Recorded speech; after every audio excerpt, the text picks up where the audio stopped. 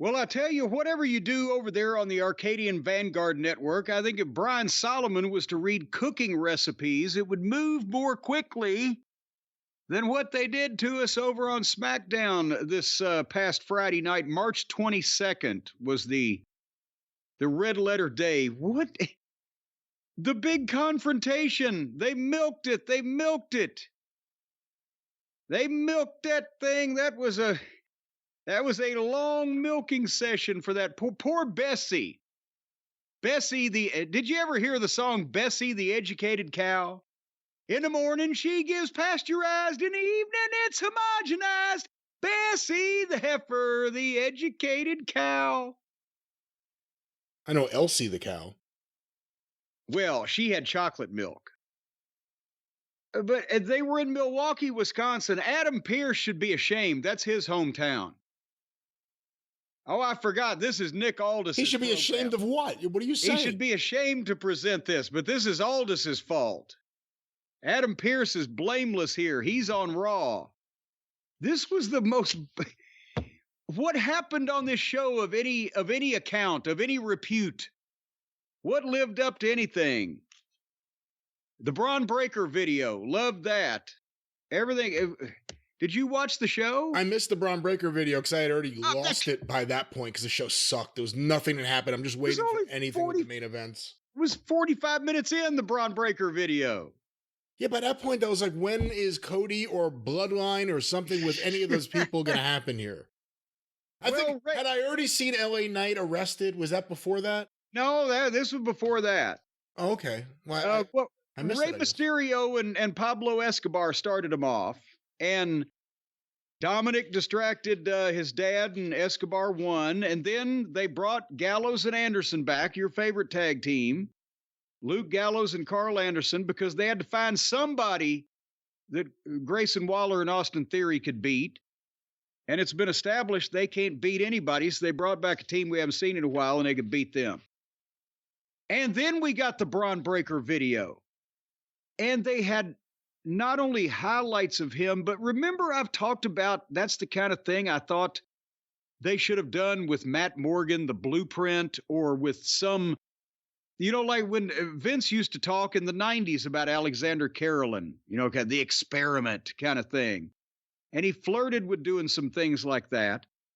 But they had statistics on the screen. He can, he does a 4.3 40-yard dash, and he can sprint to where he hits the ropes at 23 miles an hour, and he bench presses 285 pounds 38 fucking times, or what? All these graphics flying on the screen. And he's a fucking beast. This guy is going to be the biggest name and the biggest company in the world in the next 5 years. Might not take him that long. Just so everybody's aware. And they had the clip. I did see the video now that you say that because I do remember a thought. They showed him and Heyman together in the video. Yes. Because they showed him and Undertaker and him and Heyman, people saying that Braun Breaker is a star. Braun Breaker's they're putting him over as a big deal. And he's a guy. This used to be a thing in the territory days, and it's what a lot of people don't understand now because they didn't experience it in real time and see the context and how it was presented. He's a guy that you want to see in a squash match because you just want to see him do his shit, right? And there were a lot of guys that way in the different territories where you want to see Crusher Blackwell jump up and do a drop kick looking like a fucking 400-pound bumblebee. You wanted to see Abdullah the Butcher drop the elbow. You wanted to see some of these other guys, whoever it is, do some of these things they do. He's an athletic freak. You want to see him do this shit. So they can just put him out there to beat people and it won't get old because he can do different amazing things each time. And that'll get you a long way right there, and then get into fucking conflict. But he can talk also. He's got everything. Anyway. The Rock blames Roman for losing everything at the 2 nights of WrestleMania and steals the bloodline, steals Heyman, and adds Braun Breaker.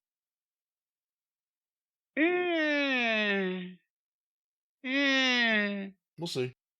He's still a white boy from Georgia. Come on. He can't be in a bloodline. He's in a family, just like his, they had the varsity club. Kevin Sullivan shouldn't have been leading a varsity club. It made no sense. You know what the Dream Machine said about Jimmy Hart's first family? Hey, Charles Manson had a family too. Do you see where that got him? Yeah. And then, speaking of where it got us, after we see Braun Breaker, the future of the business, we see Naomi versus Io Sky. And they had a big girl fight afterwards with Bianca Belair joining in there. And everybody was just swinging around and pulling hair. And I don't know what the fuck was going on in there. Any comments on that confrontation? None whatsoever. Oh, well, we're going to get to something here in a second, but we got to suffer for just another couple of minutes. The Jane Cargill video. What do you think? She's going to debut next Friday night on SmackDown, putting her over big and blah, blah, blah. Is she going to debut? Is it actually a match, or is it just she'll be appearing next week? She said, the video said she would debut as a SmackDown superstar next Friday night. Right, not debut in the ring, not debut in a match, debut as a superstar. What does that mean? But you're mincing meat now and changing your words around. Mincing words is what you're saying. No, I think I don't know that I would look forward to a live interview with Jade at this stage of the game, so I think she'll probably be wrestling. And is she going to be involved with Mania? They're debuting her now on this show? I don't see why it's necessary. That's a big moment that could get lost at WrestleMania. Let's give her a little more time here. Don't rush her. But they've obviously put her. Remember, she said months ago, I'm getting training now that I've never gotten before. So they got her in developmental. We've seen she's a good athlete. Maybe they think, okay, we're confident now because we had heard that there was the rumor they were going to debut her quicker, but they didn't realize what had been lacking in her training, so to speak. So if she gets a 5-minute match and hits her finish, I think that would be lovely. Hopefully it won't be a 12-minute match where she hits 4 of her finishes, but I have a feeling it won't be because this ain't AEW. Are you sick and tired of the Glimmer Twins, frickin' frack, purely dreary? What the fuck? You know what? I liked it this week for a weird reason. Maybe you'll see it next time. I'm watching them and they're so over the top and silly. Yes. And the outfits. Yes. Their acting makes them almost like the WWE Young Bucks. It's the same level of fake acting. I can see it now. But they're taller at least. They're taller.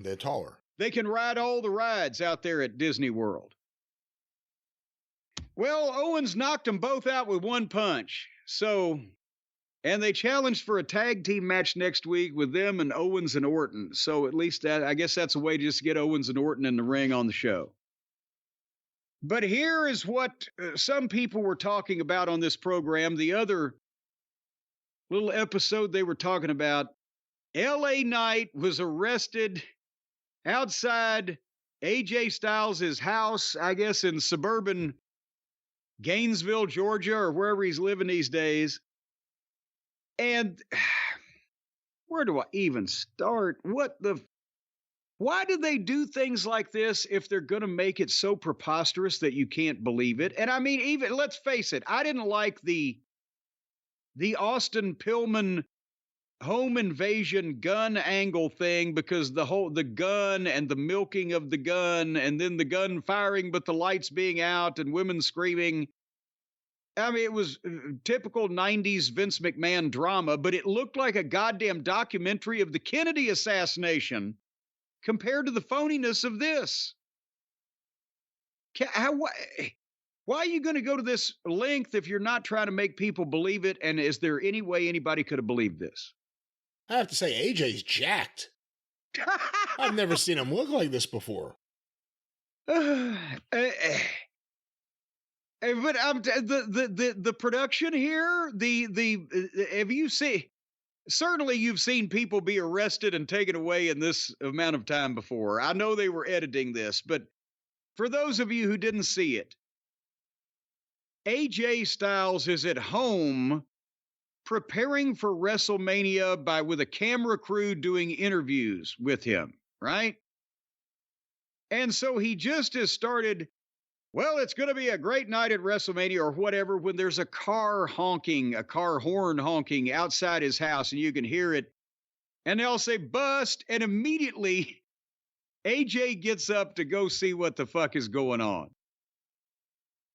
And for one thing, I've been in shoots where no, the subject that is wired up doesn't be the one to get up. It's the fucking assistants or the audio guy or somebody is going to go out and see what the fuck. But also this camera crew is here. It's pitch black at night. They've come on at late hours to shoot this, and they just happen to be there when LA Knight pulls up in front of AJ Styles' horn. AJ Styles' house, and he's the one honking the car horn. He had a nice horn. He had a very nice horn. And he was tooting his own horn there. and they just get in a fight. Right? And they're editing like they get in a fight, but then within moments, it would have to be, because they're still fucking fighting. The cops come. I say cops in quotation marks because suddenly you see not only the camera crew that's there to shoot interviews with AJ, and they're shooting this fight that he's gotten into in his front yard, but now they cut to the goddamn body camera footage of the cops when the cops jumping out of his car door. We've cut to him. So not only are they feeding their fucking local law enforcement video monitoring service, but also they're feeding fucking Fox Network. And they break up the fight and they cuff and stuff, as Dean Hill used to say, LA Knight, and they even had a camera in the cop car. So that you can, but then when they come out of the clip, they say, well, this was, yesterday when AJ was at home, but LA Knight was released because AJ declined to press charges. Tell me, did you see anything that was believable in terms of a real life incident about this particular piece of business they showed us? None of it was really believable. The cops looked a little more believable than the usual indie workers that run out there pretending to be cops and take perfect flat back bumps. Yeah, they didn't look bad. They didn't look bad. It looked a lot better than Heyman's off-duty fucking suspended NYPD guys. And that's it. The police department have a great production department. I have to say, they just have a great camera crew and they do a good job. Everybody now has a camera on their front doorbell, right? The Ring thing. Right.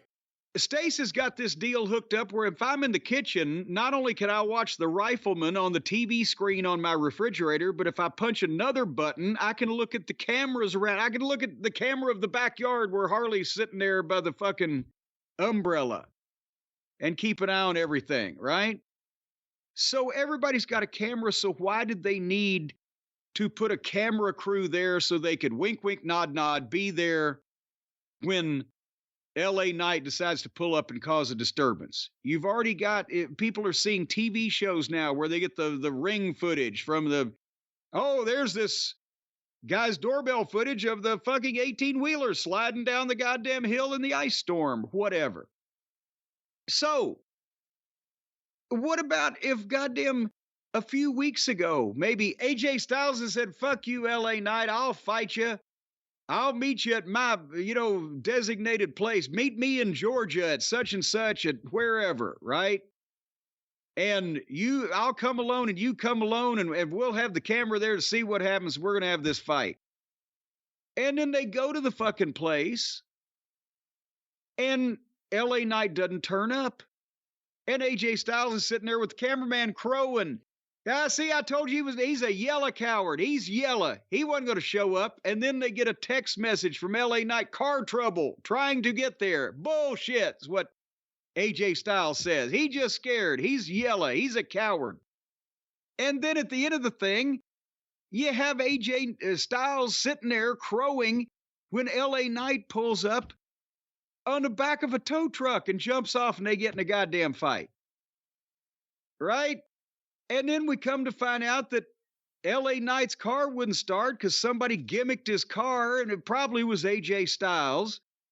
And AJ was calling LA Knight yellow. So now LA Knight can come in the middle of the night outside of AJ Styles' house and take a bucket of yellow paint and start painting "fuck you" on the hood of AJ's car sitting in his driveway. They can blur out the "fuck" and paints a yellow stripe down AJ Styles' fucking cars by. AJ sees this, comes out, they get in a fight, and they turn a bucket of paint over his head or whatever.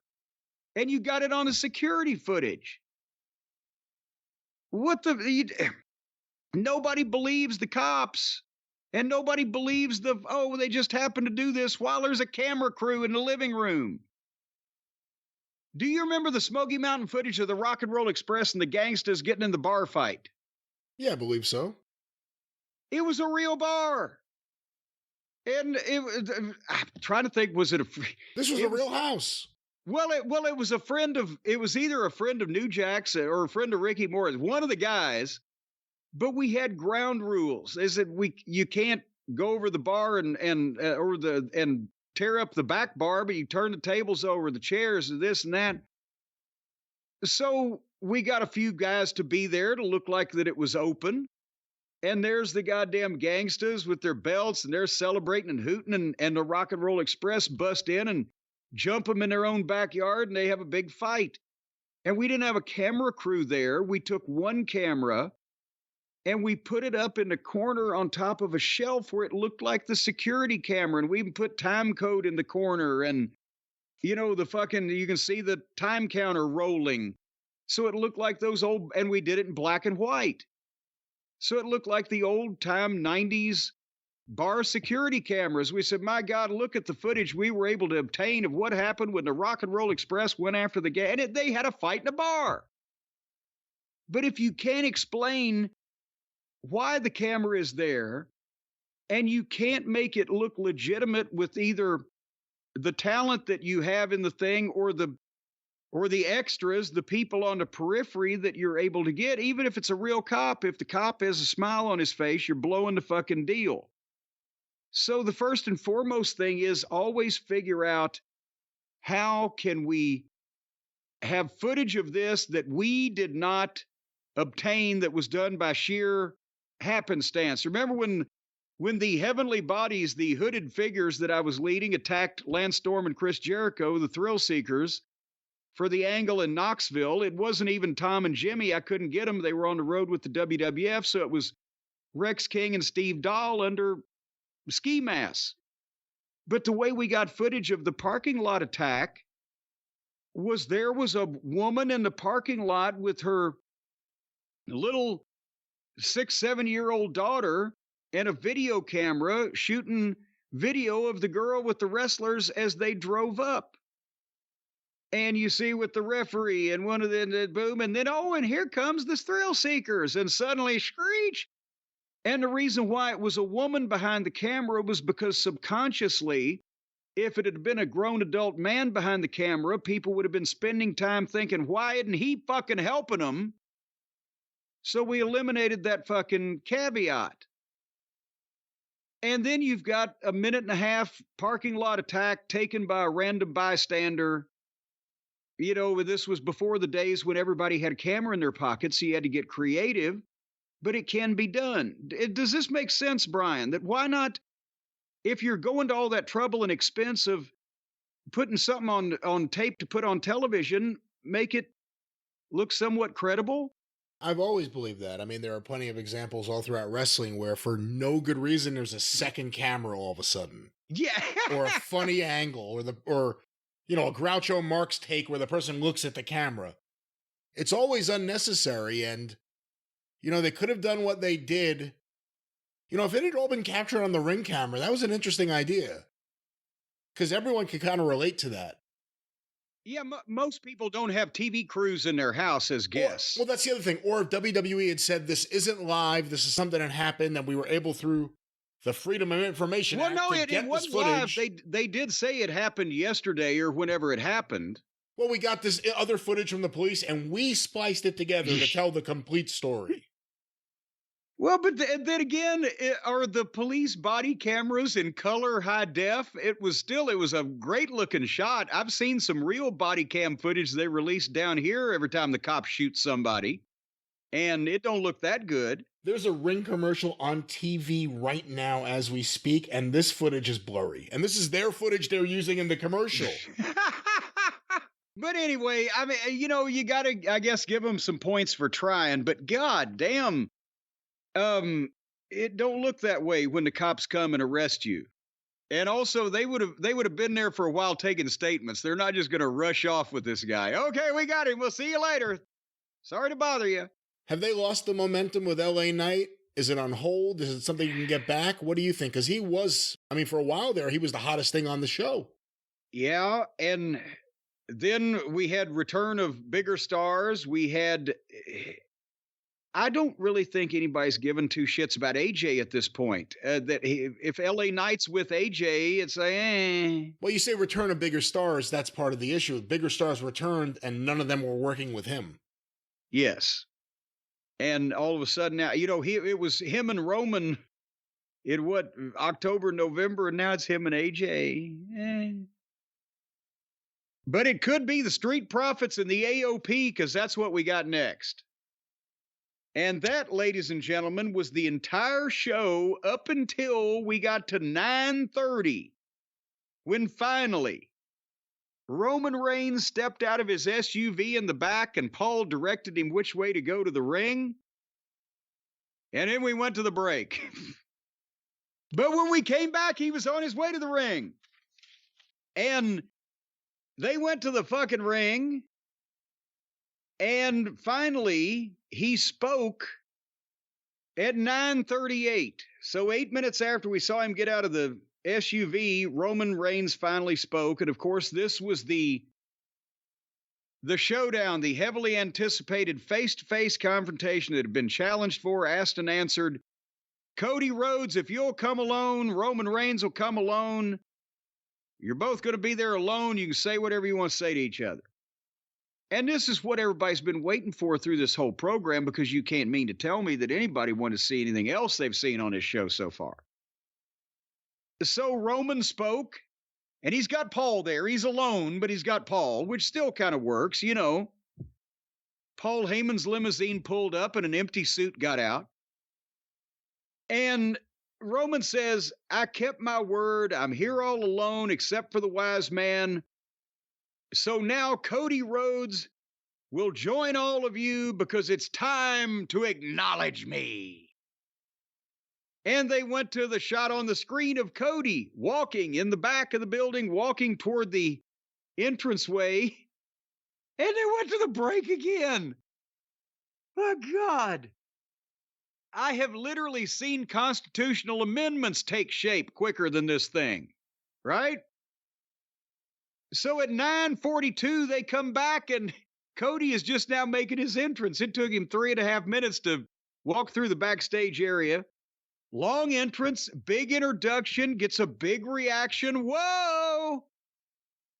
And finally at 9:45, 15 minutes after Roman got out of the cab, about 7 minutes after Cody was invited to the ring, they finally speak to each other.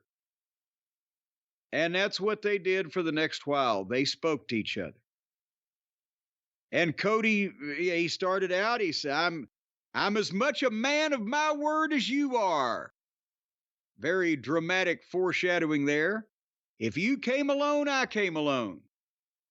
And then that's what Roman said, well, it's because you're a fool. You're stupid. You're not fit for this job. You don't know what you're doing. Where was Seth on Monday?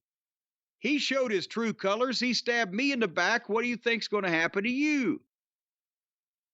But then Cody has asked the fans, well, can I trust Seth? Oh, yeah. And Cody asked Roman, well, can you really trust The Rock? Who's really in charge around here? The tribal chief or the final boss?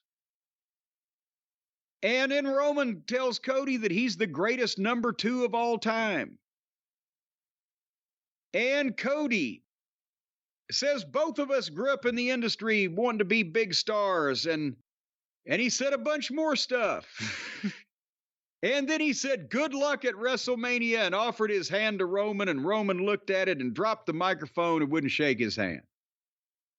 And then Paul Heyman and Roman Reigns demonstrated what it looks like if a human being was to walk on the surface of the planet Mercury. Because, you know, Brian, when the planet is so close to the sun, it's got more gravity. And they were walking slow. And they slowly walked off while Roman's music was playing. And then suddenly, you're thinking, please let something happen. And guess what happened? Solo walked through the crowd, and Jimmy Uso walked through the crowd, which meant that Roman did not come alone. And they came and they climbed over the rail slowly. Step by step, inch by inch, they crept up on him. Susquehanna Street, slowly I turned.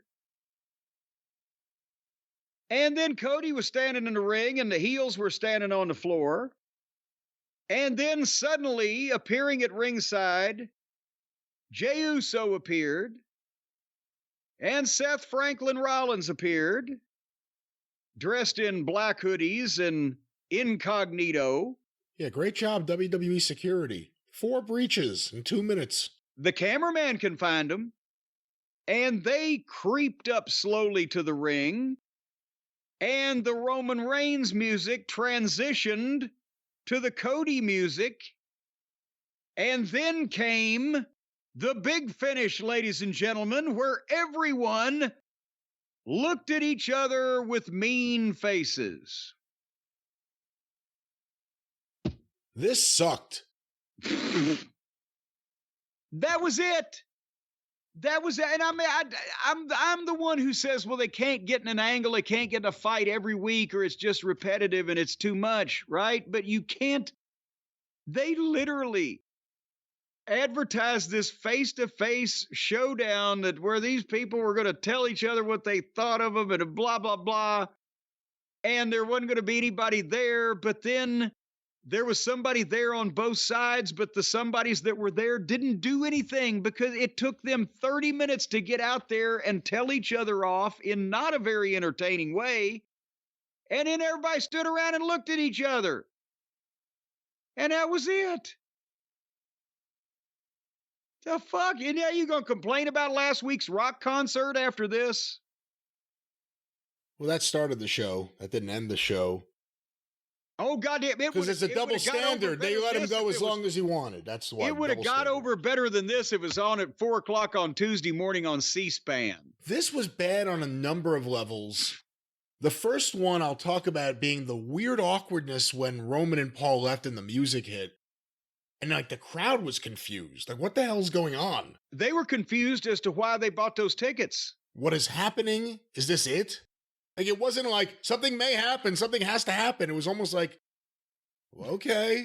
Nothing's going to happen. I guess this is how we leave. And then everyone slowly came through the crowd and did nothing. They're slowly getting to where they want to go, but it's that slow roll now to WrestleMania. And I also think, I've said this a little bit about The Rock and how it relates to Cody. Cody better be careful not to get too fake sounding with these promos. Not to sound too pretentious and speak unnaturally. Yeah. Because he's doing it a little more than he has in WWE ever lately. Well, this one I'll agree with you on. And I think part of it was because neither one of them, I mean, Roman's a great promo, but this wasn't a great Roman promo. Cody's a great promo, but this wasn't a great Cody promo. They didn't have a lot to say here, and they had a lot of fucking time to fill. And that's when it stands out more, when people are kind of impatient to begin with and or what the fuck's going on, that Cody may be a little grandiose sometimes in his verbosity. And there's no blood feud. Like, there's no heat for the feud. Like, it's just like people want Cody to have a story finish. They want him to beat Roman for that reason. But yet they're out there just talking to each other. Yeah. How many main events to WrestleMania could you have done this in the like 2 weeks ahead of WrestleMania? Just have them come out and have a conversation. There's no buzz for like, oh, I can't wait for Cody to get his hands on him. The last year, the injury, Yeah. the pain that Roman Reigns put him through. You know, You want to see Cody get his hands on The Rock. They took it all off Roman Reigns. Now Yeah. you want to see Cody win the belt. Just so happens Roman's holding it. You want to see him get his hands on the guy that was doing promos about his mom. And like you said, again, there was no animosity between these two here. And if they are going to do something that branches Roman out into a more sympathetic role as a eventual or tenuous babyface or whatever, it's too early to do it before he still needs to be as despicable as possible for about 2 more weeks. Despicable, I say. And we were just talking about the other day, you brought it up during the Raw review, the Usos. You know, does anyone really care too deeply beyond the bloodline? I said it there. They are in the bloodline. You have to consider that to be all part of this, even though it's on Raw. And there it is. And there it is, a little of this and a little of that. But an awful episode, a boring episode, nothing happening. And then a main event segment. I call it the main event. We do this off air and I keep saying the main event and you go, well, no, there was an interview after. That's what I'm talking about on SmackDown. Yeah, that's the main event. The main event was a nothing happening, nothing segment that lasted for 30 minutes. 30 minutes. And I was looking at the clock. I'm like, okay, the late local news is going to start like in 2 minutes. Something has to happen. Nothing happened. But nothing happened. Just turn out the Nothing lights. At happened this there. point, I'm okay with turning out the lights. Just so you go off the air thinking something could have happened. Instead of you go off the air thinking, all right, they are all ready to go back to the hotel. That was But SmackDown. they got 2 more Fridays, right, before the big one to get it right. And when is it? Rock is returning in Brooklyn. Is it 2 more Friday? Yeah, I guess so. Yeah, I It would guess be so. the 29th, and it would be the 6th, right, or the 5th, or something around that. Something point. around that. You are correct. And Yes. I assume The Rock will be in Brooklyn because you said it. So, yes. Well, he's saying it. He's saying he's going to do it. Finally, The Rock is coming back to Brooklyn.